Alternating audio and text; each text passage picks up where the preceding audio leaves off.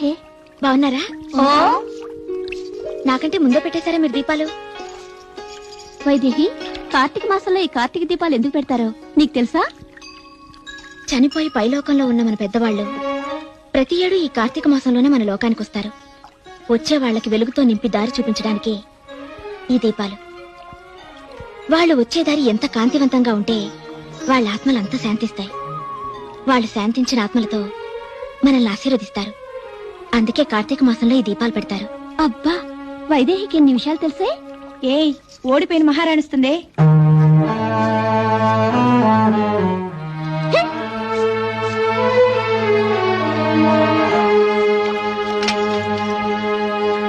కింద పడ్డా తలదే పై చెయ్యన్నట్టు ఓడిపోయినా పొగరు తగ్గల చూడు.